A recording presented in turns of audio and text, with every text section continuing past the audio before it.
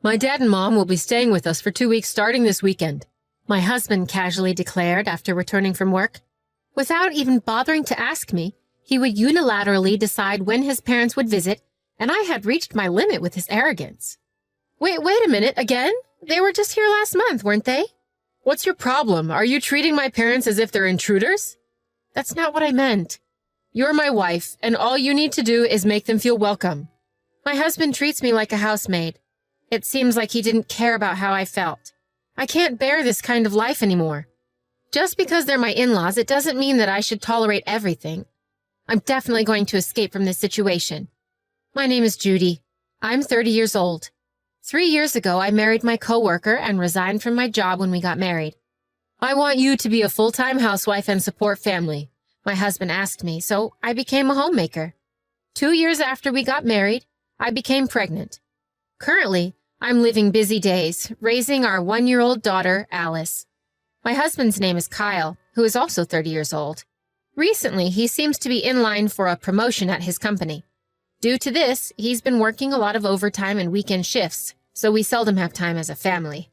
Normally, he'd contact me if he's going to be late, but on this day, he hadn't come home even when it was 8 p.m. I became worried and texted him, but there was no response. After waiting anxiously, he finally came home just after midnight. You're still up. Why didn't you respond even once? I messaged you so many times. I couldn't help it, right? I was doing overtime. Overtime? No matter how busy you are, couldn't you at least send a single text saying, I'm doing overtime and will be late? I was worried because there was no response from you at all. Judy, you're being overly dramatic. Stop making such a fuss just because I got home a little late. What's with that tone? I was worried about you. It seemed my worries are not reaching him at all. Kyle just responded with a flat, yeah, sorry about that, and headed to the bathroom. He wasn't always like this. The changes in Kyle began after our daughter was born a year ago. That being said, I believe Kyle was genuinely happy about Alice's birth. Although he wasn't present during the delivery, he came to the hospital right after she was born. Both sets of parents were delighted, and I still remember how truly happy we were. The following month after Alice's birth, the in-laws came to stay with us, and they stayed for 2 whole weeks. I was exhausted, mentally and physically, from my single-handed newborn baby care, but Kyle decided to invite the in-laws without consulting me. Of course, I firmly protested. But Kyle persisted. My folks just want to see their grandchild. He didn't care about my opinions. Whenever I showed any signs of displeasure, he would respond with even more irritation. And he would always spit out the same line. Are you treating my parents like they're in your way? He said. That was the trigger. And from that point on, the in-laws began to stay at our house for 2 weeks, almost every month. While they played with Alice, they did not lift a finger to help with household chores. I was the only one who had to take care of their laundry, meals, and everything on top of looking after Alice. Kyle was often coming home late due to overtime and away working on weekends, so dealing with his parents fell entirely onto me. The additional burden was unbearable, as I was already overwhelmed with taking care of Alice. Nevertheless, that day, Kyle casually announced, "Oh, by the way, my folks are coming to stay again this weekend." Wait a minute, again? They were just here last month. What, are you treating my parents like they're in the way? That's not what Anyway, you're my wife, and you should host them nicely. Kyle never agreed with my opinions, and my frustrations kept piling up day by day. But thinking of my little daughter, I couldn't just leave him. At that time, all I could do was silently accept what he said. A few days later, as usual, my husband left for work, and the doorbell rang just after 10 a.m. Here they are again. Considering Kyle is at work, it would be nicer if they could at least come late in the afternoon or even in the evening. Holding these grievances within, I opened the front door. Sure enough, there stood my in-laws. Somehow I managed to force a smile.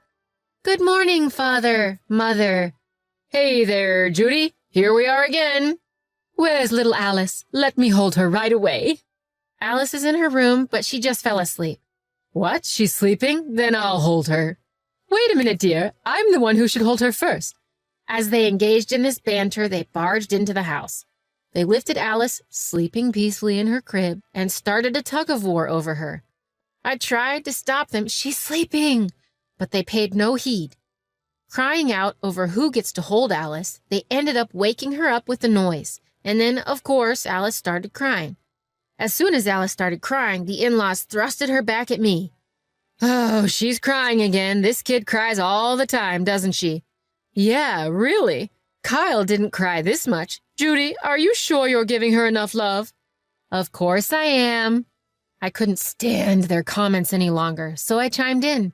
She usually sleeps just fine. She's crying now because the two of you were shouting over her. What? Are you trying to say it's our fault? Oh, goodness, Judy, that's a harsh thing to say. We're here trying to dote on our granddaughter, and instead of thanking us, you complain.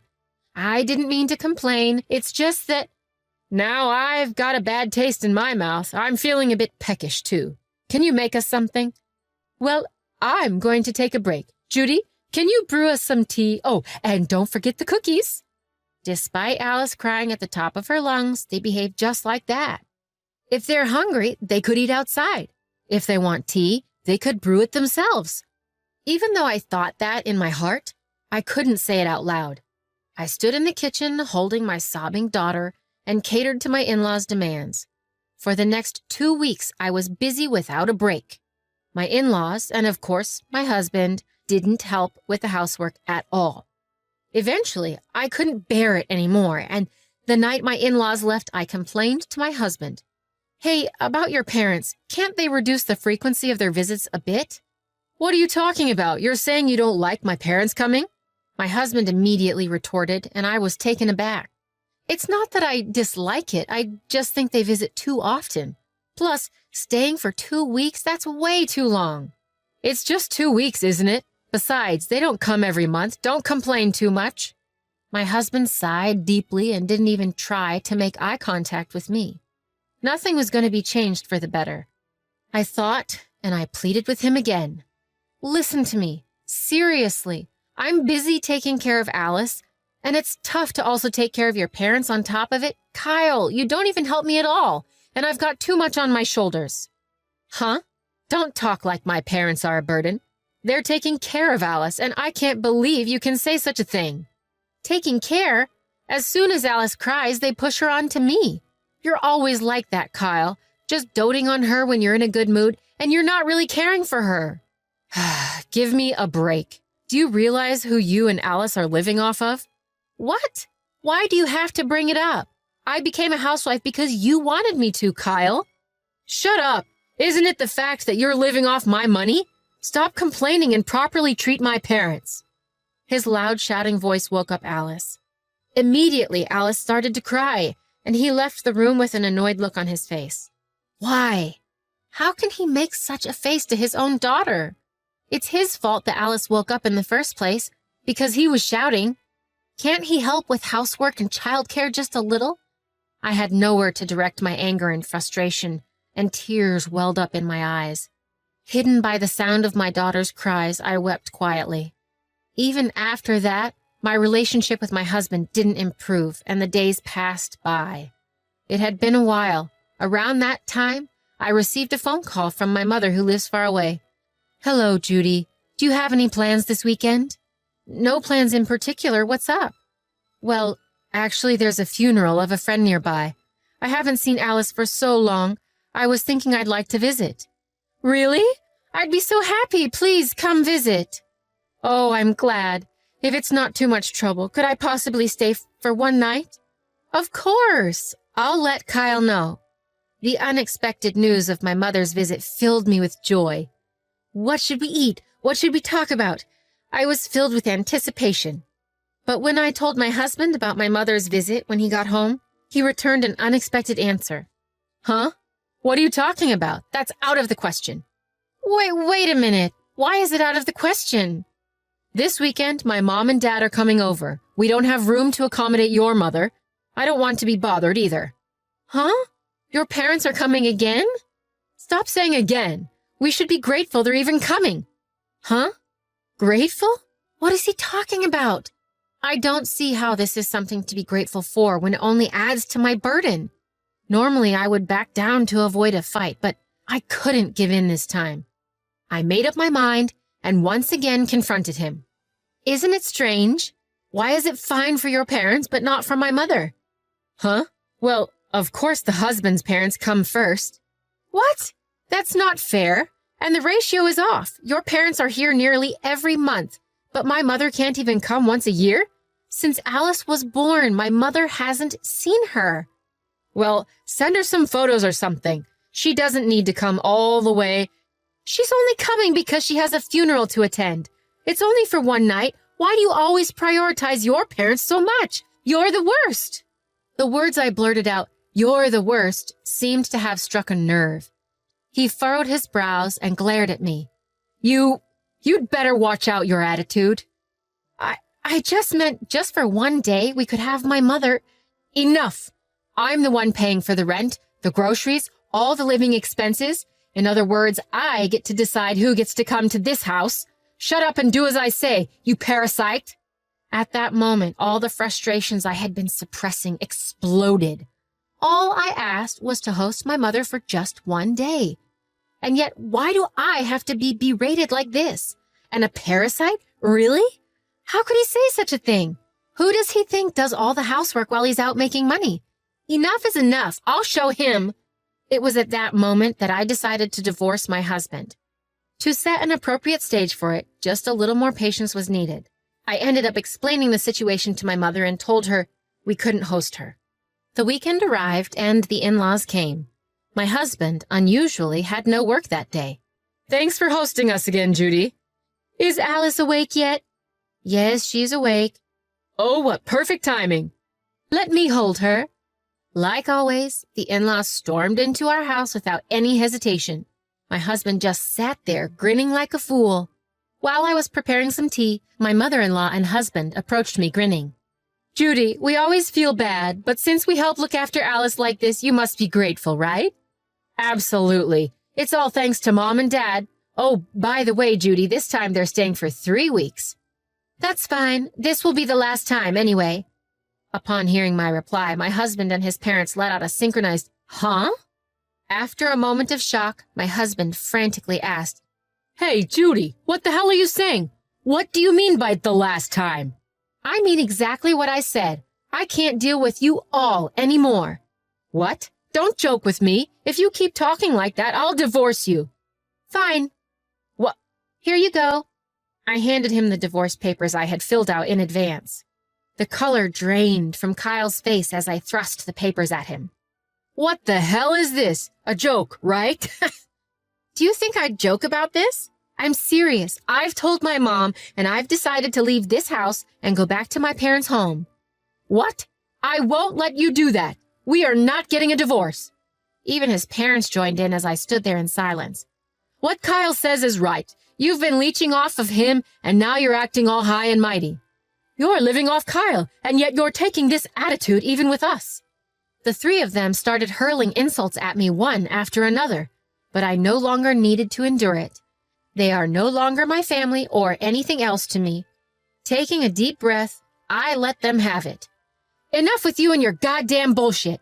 You think just because I'm quiet, you can say whatever you want? Do you have any idea how much I've had to put up with? It was the first time I've ever talked back like this in front of them. So all three of them were taken aback. Eventually, Kyle started opening and closing his mouth as if he wanted to say something, but I didn't let him and continued. I wouldn't wish to be part of a family like yours anymore. Taking care of Alice? You're just intruding for your own satisfaction. Just holding her when she's in a good mood doesn't mean you're looking after her. Well, wait, Judy, let's calm down a bit. Shut up. Since Alice was born, how many times have you changed her diaper, fed her a bottle, bathed her? You're just messing around with her when she's in a good mood. You let your parents stay over all the time, but not my mom? That's bullshit. Why should only your parents be treated so well? I've had enough of babysitting you three. My outburst left the three of them standing there in shock. Having vented all my grievances, I grabbed my bare essentials, picked up Alice, and left the house. I then headed straight for my parents' house. I had already told my parents about the situation, so they warmly welcomed me. I ignored all the calls and emails from Kyle. If he refuses to agree to the divorce, I'm considering going for mediation. The divorce will most likely proceed on the grounds of his fault, because I discovered his affair. The woman he was cheating with was a colleague from the company where I used to work. One of my ex-colleagues who had worked at the same place as him told me about the affair and even provided photos as evidence. All his claims of working late or on weekends were lies. No wonder he gradually became distant after Alice was born. Based on the evidence of the affair, I hired a lawyer, and eventually the divorce was finalized. I was able to collect the agreed-on alimony from Kyle. Of course, I reported the affair to our company, and both my ex-husband and his mistress were fired. Their relationship seemed to have quickly fizzled out due to this, and they parted ways. Having lost his job, and with the alimony payment creating a debt, I heard that he's now constantly being hounded by debt collectors. His parents, my former in-laws, who used to rely on him, are apparently now having a harder life than before. I don't have a shred of sympathy for them, since it's all a product of their own actions. As for me, I've been raising my daughter, with the support of my parents at our family home. There are tough times, sure, but thanks to my parents' help, we're managing to lead a peaceful life. My daughter is only a year old. There will come a day when she'll wonder about her father. When that day comes, I'll explain everything to her in words that she can understand. I plan to pour all the love I can into my daughter for as long as I can.